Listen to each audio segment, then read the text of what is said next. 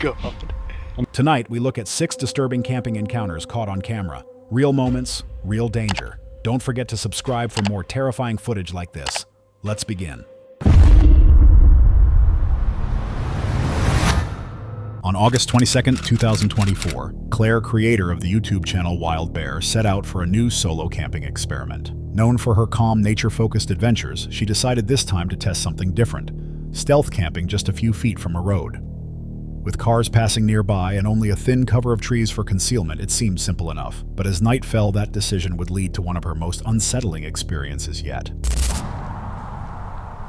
Hello wild ones, it is a lovely warm day in the middle of August, so I thought I'd come out here right to the edge of the wood, right next to this road here, and give my stealth camping skills a little test. The challenge began with confidence. Claire arrived at the edge of a quiet forest where traffic rolled steadily beyond the tree line. She planned to stay hidden, blending into the landscape while remaining close enough to hear every passing car. Her goal was simple: to see if stealth camping could truly be done in plain sight. I am quite confident that I can make a nice stealthy little shelter down here. What I'm not sure about is how to actually put it up without being seen, so I think what I'm gonna have to do is, whenever the cars come past, is just jump behind this tree and hide until they've passed by, and then try to get the shelter up as quick as I can. Yeah, let me show you what we've got to play with. So today I've bought my small tarp, some peg, paracord and guy lines. I bought my trekking poles and some green camo. My thinking was that all the ferns are out and it's going to be really green. Ferns actually are a bit sparse here by the road, so my brown camo probably would have been a better bet, but we've got green, we're going to have to work with that. I was going to initially run it off of this tree here, and then I found a red ant's nest right down there, so I'm going to put the shelter here instead.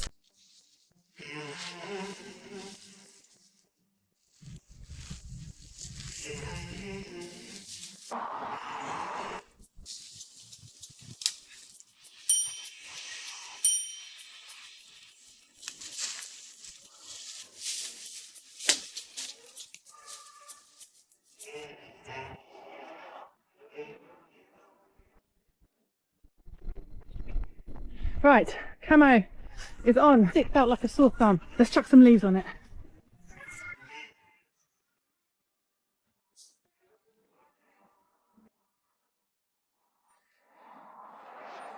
Not lie, this is looking pretty because I bought the wrong colour camo net. I should have bought the brown, and the more stuff I try and chuck on it, the heavier it gets and it collapses. But it's better coverage than nothing. I think I'm gonna just keep chucking stuff on and hope for the best. I don't think I would be noticed by the cars going past, but I think I would be noticed by people walking past.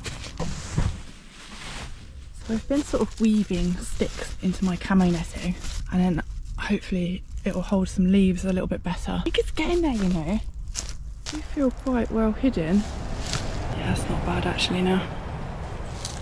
Could be better, but it could be worse as well. Yeah, I don't think I'm gonna get it better than that really. It's okay, it's not one of my best stealth shelters, but I think it'll do. I think it'll make me unnoticeable. Things didn't start smoothly. While preparing her setup, she realized she had brought the wrong camouflage, a green tarp instead of a brown one that would better match the sparse pale foliage. Then just as she began to pitch her shelter, she discovered a nest of ants occupying her chosen spot. Forced to move closer to the road, her campsite became more exposed than she had hoped.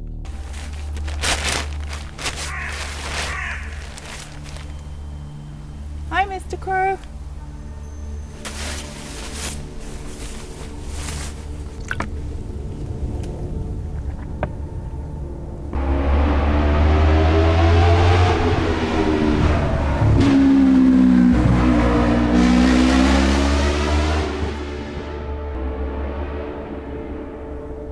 Wow, that was loud. Right, I'm gonna get my tea started in a minute. I feel fine behind here. I really don't think anyone's gonna notice me driving along that road. There's no path there for pedestrians. And this, of course, gives me a nice screen which will shield any light from my stove, so the flames won't be seen from the road. Yeah, I think it'll be okay. It's getting dark now. I've had some lovely food and it's really, really peaceful here. I feel really content and relaxed, weirdly being right next to a road. And it's funny because I actually came out to film a camp yesterday, not doing this, doing something different with a big tarp over in the middle of the woods, nothing stealthy or anything. But I had a really weird feeling when I turned up. I just felt really on edge and strange and it just didn't feel right. So I went home, and that happens probably 1 or 2 in every 10 attempts I have at either just an overnight camp or a longer adventure trip. So if you're new to this whole camping thing and you turn up and you don't feel right about it and you go home, I think that's a very powerful intuition, and I never feel bad about listening to it when it says, yeah, you shouldn't be out tonight, you should go home. Yeah, I'm taking that as phase 1 complete. I really don't think I can be seen now, providing I don't use any lights, of course, and I stay nice and quiet.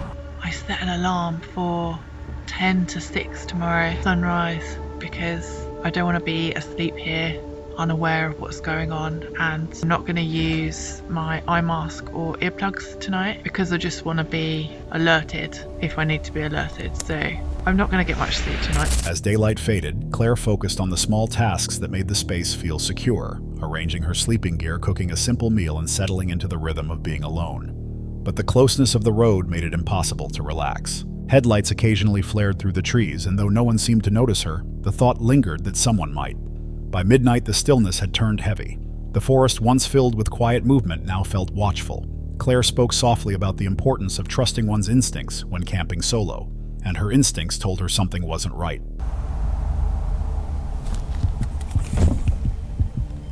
Just had a bit of a fright there. Someone just pulled up just over there. And I thought, oh my God, what's going on here? Then they got out, let a dog out the car and just walked off in the opposite direction. So that's fine, it's just a dog walker, but I wasn't expecting that because it's not a road that you should stop on, no lay-by or anything, and it's just a narrow road, so it gave me the heebie-jeebies a bit, but all is well. And I'm just going to keep a really low profile now, so. Hey, Monty. Over the next couple of hours between 11 p.m. and 1 a.m, 4 separate cars stopped in the same part of the road, all getting out, looking around the nearby trees with head torches and speaking in hushed voices. My heart thumped in my chest as I hoped they wouldn't come too close and see my shelter. Worst case scenarios rushed through my mind of accidentally becoming witness to nefarious things, or even worse, being caught by folk who really didn't want to be seen. Likely it was nothing. I mean, here I was, sitting alone in the dark. Likely I was the only weirdo here, but nonetheless, the gut feeling told me to get out of there. Actually, everything was back in my rucksack, and I quietly made my way back into the woods from where I'd come, away from the road, and followed the familiar paths back to my car on the other side. Moments later, a car stopped nearby, then another and another. 4 separate vehicles pulled over between 11 and 1, their passengers stepping out with flashlights, beams cutting through the trees where she lay hidden. None stayed long, but each time they arrived, the unease deepened. Finally, Claire whispered the words that opened her video. "Tonight feels too strange. I'm leaving." She packed up quietly and drove home in the early hours of the morning. Viewers later praised her decision, agreeing that fear is part of solo camping. Many pointed out how easily instincts can sense what logic cannot. Some wondered who those late-night visitors were, and why they all stopped at the same place so close to her hidden shelter. Was it a coincidence, or did those drivers know something she didn't? Claire left that night unharmed. But the question remains, what exactly was happening in those woods after midnight? Hold on a sec. If you're enjoying this so far, make sure to hit that subscribe button. Let's continue.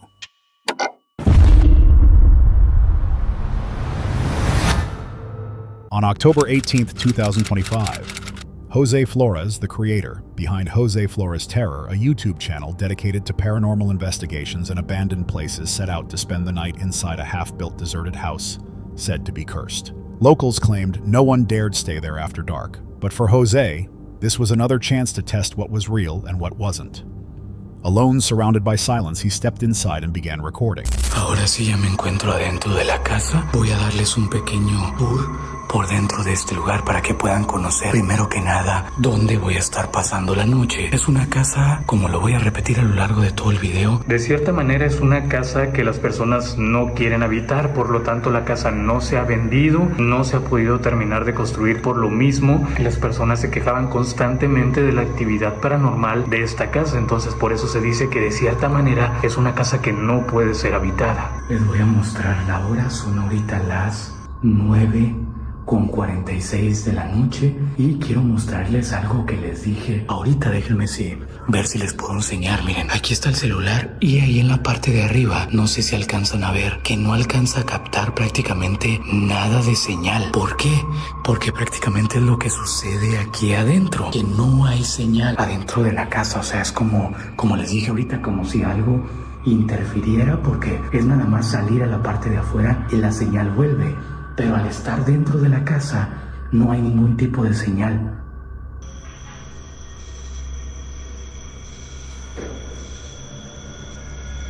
Se acaba de escuchar como un golpe. Aquí y ahora sí voy a comenzar a armar la casa de campaña.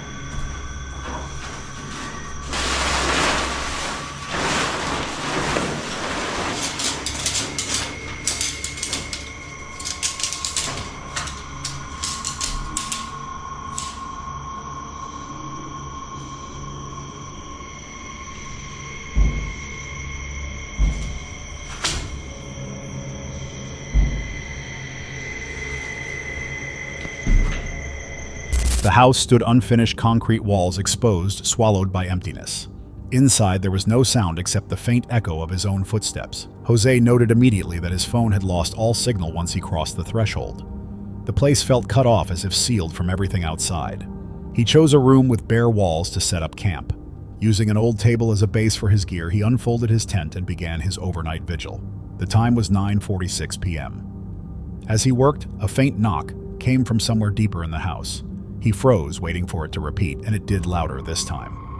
Está bastante fuerte, está la luz parpadeando hasta la parte roja. Eso significa que hay algo aquí cerca de mí esta noche, y esto lo que mide son los campos electromagnéticos, el nivel de energía de la casa, y así ha estado parpadeando y parpadeando prácticamente desde que lo encendí. Eso quiere decir que hay muchísima energía dentro de la casa. Miren cómo está parpadeando prácticamente todo el tiempo. Ahora sí, ya voy a comenzar a armar lo que es la casa de campaña.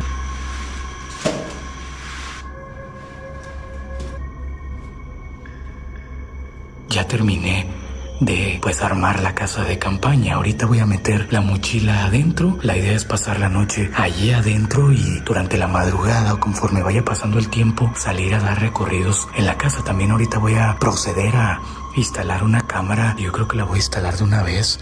Quería instalar una cámara que esté apuntando directamente hacia la puerta principal, y yo creo que esta cámara... Ya estoy ahorita dentro de la casa de campaña y se los juro que ahorita que estaba metiendo aquí mis cosas, se alcanzó a escuchar como una voz de una persona aquí adentro. De hecho, me asusté porque pensé que había entrado alguien. Comencé a agarrar las cosas. De hecho, ya no hay nada de cosas aquí arriba porque comencé a echar todo rápido a la mochila.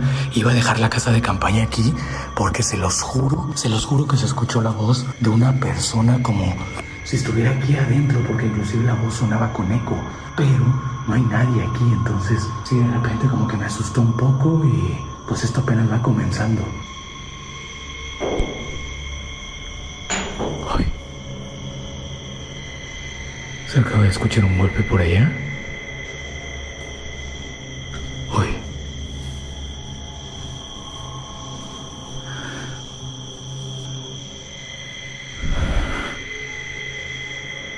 Lo extraño es que la aplicación me acaba... Él me dijo. La sensación de repente de este lugar se acaba de poner completamente diferente. Se siente, por así decirlo, como otra energía acá, como otra sensación. Todo el tiempo traigo los pelos de punta, una sensación de todo el tiempo como, no sé, como si hubiera algo más acá. Jose turned on his EMF detector. The device spiked instantly into the red flashing and humming with intensity. The signal fluctuated as though responding to something unseen. Minutes later, another knock echoed, followed by a distant sound, a voice low but unmistakably human. He reached for his spirit box, letting the static roll through the silence. A single word came through adios. For a moment, he didn't move. The voice hadn't sounded mechanical. It had sounded present. Voy a intentar aunque sea dormir un poco, no sé qué horas sean exactamente. Lo único que sí sé es que es bastante tarde. Se han estado escuchando muchos ruidos adentro de la casa, como golpes, como si estuviera alguien aquí adentro haciendo golpes en las paredes todo el tiempo, pero voy a intentar dormir aunque sea algunos minutos o algo.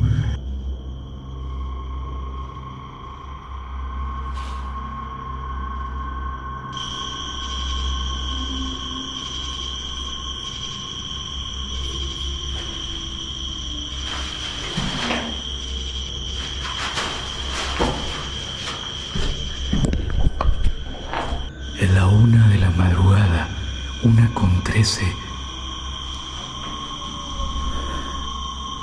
Y se está escuchando como un lamento. Uy.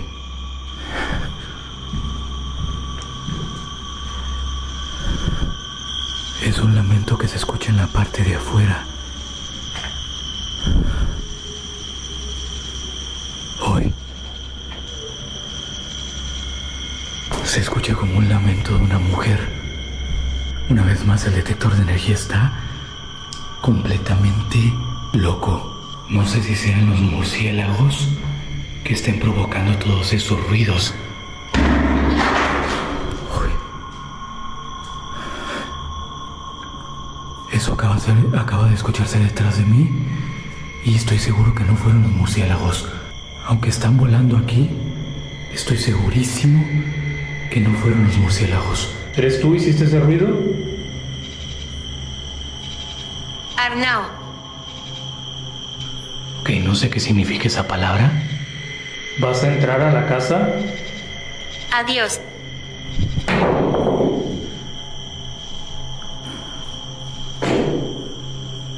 Se acaba de escuchar otro golpe atrás.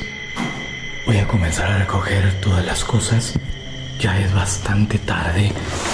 No sé si haya sido coincidencia todo lo que se logró escuchar esta noche. No sé. Aquel lamento de mujer, los golpes en la casa, los pasos de manera clara. O sea, yo creo que esto no es una coincidencia. Sí, son las 3:18 de la madrugada. O sea, ya son las 3 de la madrugada. Ya es muy tarde. Yo creo que ahora sí me voy a retirar. Tengo que recoger todavía la casa de campaña.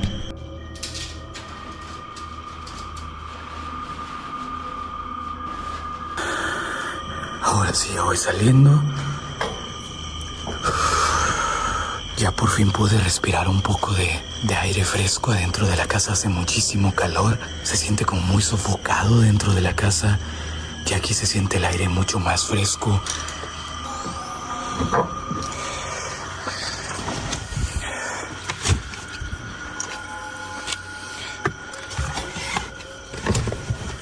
As the hours dragged toward midnight, the atmosphere grew heavier. He heard footsteps outside, then the soft sound of crying, faint, almost like a woman's voice fading through the walls. His EMF detector flared again, pulsing in rhythm with the noise. By 3 a.m., he decided to pack up. Each creak of the structure felt closer, as if something moved just out of sight. When he finally stepped outside, the air felt sharp and clean again, a relief he hadn't realized he'd been craving. Viewers pointed out a shadow in one of the windows around the 12-minute mark. Some believed it was proof of paranormal presence, while others thought it might be light distortion. But nearly everyone agreed the audios from the spirit box was too clear to ignore. Jose left, convinced the house held something beyond explanation. But if that voice truly said goodbye, was it warning him to leave or simply acknowledging that it was never alone? On May 27, 2025, the creator of Nomad Unknown, a channel known for solo travel, van life, and raw stories from the road, recounted a night she would never forget. While driving through Mount Rainier National Park, Washington, she claimed to have witnessed something extraordinary. The area was empty, rain falling softly through the mist, when a shape appeared on the road that didn't belong to any ordinary world. It was close to nightfall when she began her drive along a narrow dirt road inside Mount Rainier National Park. The fog had settled low, and the rain blurred the edge between trees and sky. As she rounded a bend, her headlights cut through the mist, and there ahead of her something moved.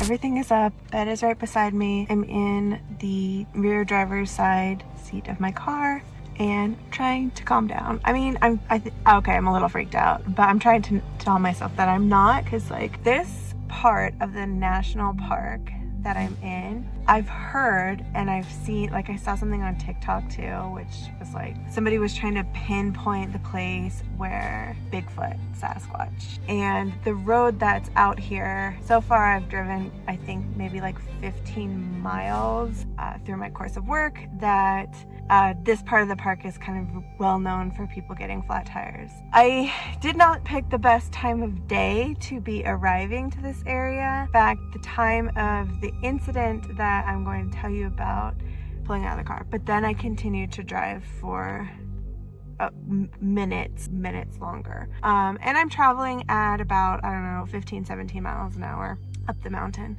I turn a corner and I see a bipedal figure take about 3 steps and disappear into the tree line. 100% it was bipedal. So that is an animal that walks on 2 legs. So human or something else. I didn't get a look at a face. I just noticed the legs moving and it disappeared into the trees. There was no vehicle around, no campground, no pullout, no trailhead, nothing for miles from there. There was just a tree, a densely forested, lined road. It was very suspicious, and my first instinct was to immediately lock my car doors. Saw that and immediately was like, lock the doors.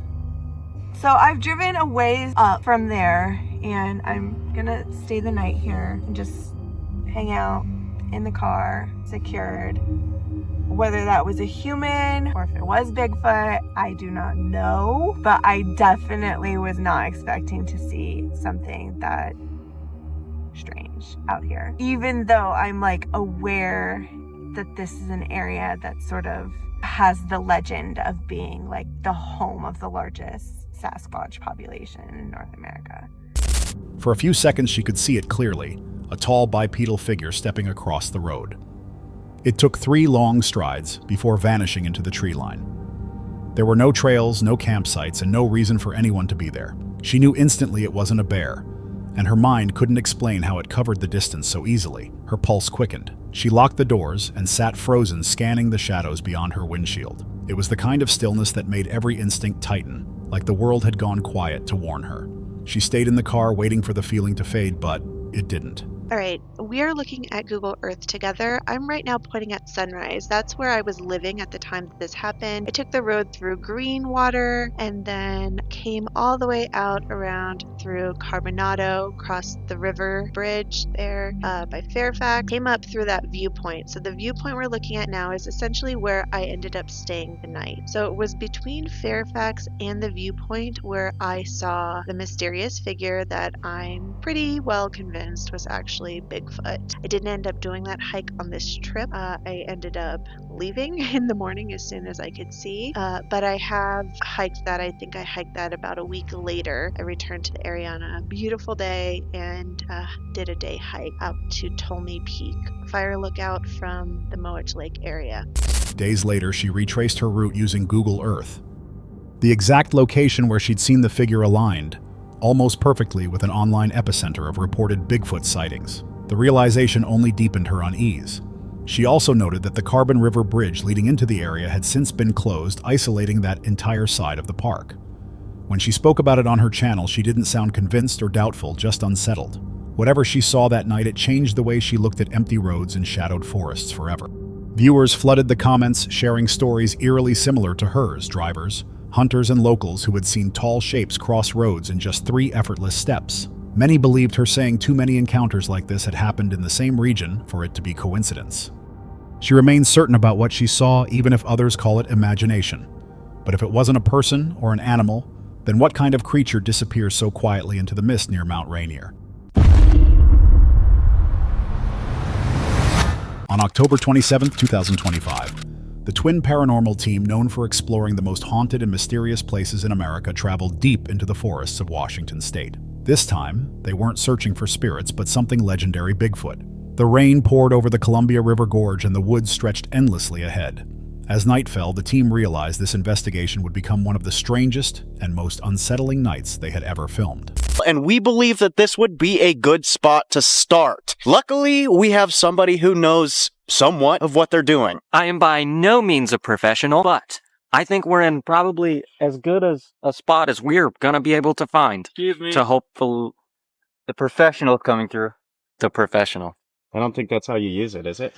What? I don't think that's how you use it. That's very loud. Thank you.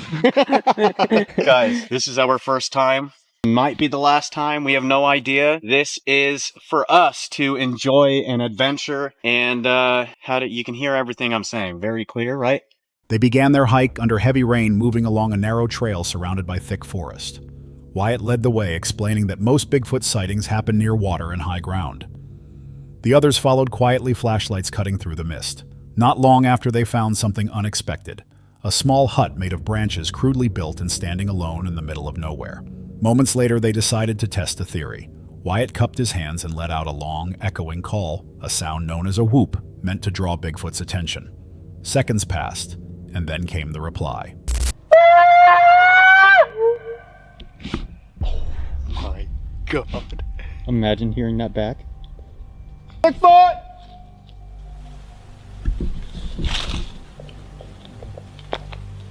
Seriously, did you?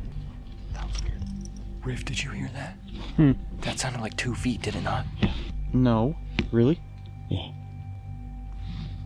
Do it again. I'm gonna try it without the megaphone, just so it sounds more natural.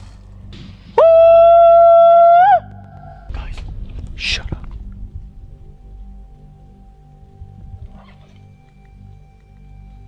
Something is right there. Hmm. Do you hear that? Yeah. Can we get through some of this?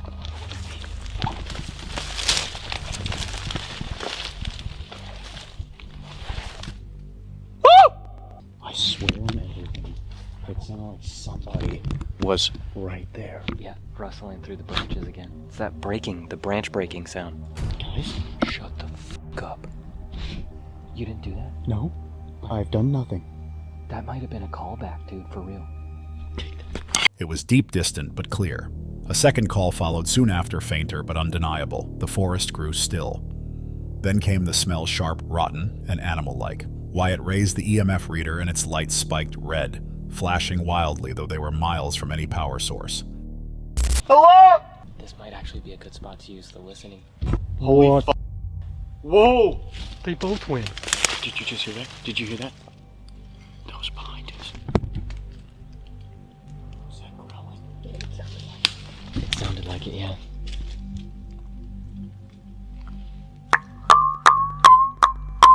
That's going off. Why is that going off? Why the fuck is that going off? Whoa. We are in the middle of nowhere. And they're both going off. How? That's fucking solid. It's solid right now. Why is that doing that? Shut up. We just heard what sounded like scraping. I don't think we're alone. It feels like we're not alone. This feels weird. The listening device is in my backpack. Should I try it? Yeah, now we're in a good spot. Yeah, it's more open. The others stood motionless as the sound of wood striking wood echoed from beyond the trees, a pattern of 3 knocks, deliberate and heavy. As they pressed, deeper branches began snapping nearby, too close to ignore. A bell trap they'd placed earlier suddenly rang in the distance. Something had triggered it. The EMF reader flared again and the static in their devices grew louder. Then came the moment that froze them all. Out of the dark, a long guttural cry ripped through the forest, a double whoop louder than before. It wasn't an echo. It wasn't the wind. It sounded alive, powerful, and close. For a long moment, no one spoke. The rain fell harder and the woods seemed to breathe. Viewers later debated what they heard that night. Some said the double whoop was proof of Bigfoot, while others claimed it was human mimicry. But when both EMF meters spiked simultaneously in an open forest, even skeptics admitted something unexplained might have been watching them. The team left before dawn, their cameras still recording the rain. But if those calls truly weren't human, then what waited for them, hidden somewhere beyond the trees of Washington? On October 25, 2025, Voyager Overland returned to a remote valley in the Alberta Rockies, Canada. The channel usually documents overland travel and quiet camps deep in the backcountry, but this trip was different. A stranger's warning, a hand-drawn map, and a burned-down cabin pulled them back to a place they could only reach by river crossings and rutted tracks. By the time they set camp beside a lone stone chimney, curiosity had outpaced caution. So I'm filling up at the gas station last winter, and this guy comes up to me and he says, you're Voyager Overland, aren't you? And he tells me, hey, I saw your video last fall and I recognize where you were. And I read the comments as well, he says. People are saying it's Bigfoot or Sasquatch or somebody looking to steal your stuff, or the military with special suits and whatever. Well, he tells me that him and his dad used to hunt in that area, and he knows exactly where we were, and he saw exactly what we saw. And he says, if you want, I'll give you directions if you want to go see something even more. So I bought him a coffee, and he drew me a map, gave me some general directions, and that's where Gina and I are going this weekend. We're going to hopefully verify what we saw and see the rest that he's talking about.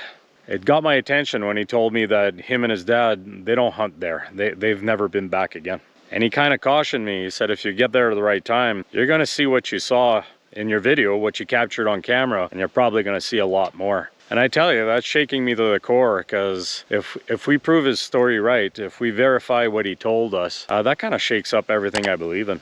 It started at a gas station. A man recognized the host and said he'd seen their earlier video from this region, then added that he and his father had witnessed the same thing years ago. He pointed them to somewhere even creepier, handed over a map, and admitted they never went back. That was enough to set the course. When the team arrived at the usual road, the gate was locked. They detoured for hours in darkness, pushing through mud and water, the truck's lights catching rain and alder branches. At last, they rolled into a clearing and made camp. Under the soft pool of lantern light, the host retold the story. In the 1950s or 60s, a prospector vanished here. His wife and her brother waited, then returned to town for help. The cabin later burned. Both died inside. Some say the brother never stopped searching. At dawn, they checked the trail camera. 6 clips, one glitched and unreadable on the tiny screen, then followed the map deeper in.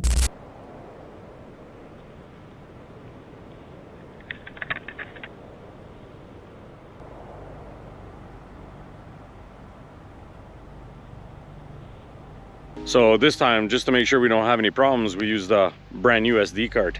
So it's time to look and see why there's 6 videos on here from last night. Ooh, that's hard to see, eh? It is. Hang on here. Can we actually open it to look at? It's a clear picture. You can see me setting it up. But I don't really see anything except for this one that's really glitchy. So I'm really not sure what's going on here. So I don't know what we're looking at. The one video is kind of glitchy. Otherwise, it's so hard to see, right? It's so bright on the screen. So I think we're gonna have to wait till we get back home and I got a computer screen, a large computer screen to work with, see if we can make anything out. But it still puzzles me that it recorded a whole bunch of video and there seems to be nothing on there. The forest narrowed, directions grew uncertain, and a fallen tree forced a stop for the saw. Eventually the trees parted, and there it was, a tall stone chimney, the only survivor of a house the forest had reclaimed. The place felt wrong. Hushed, birdless still, they set a night camera.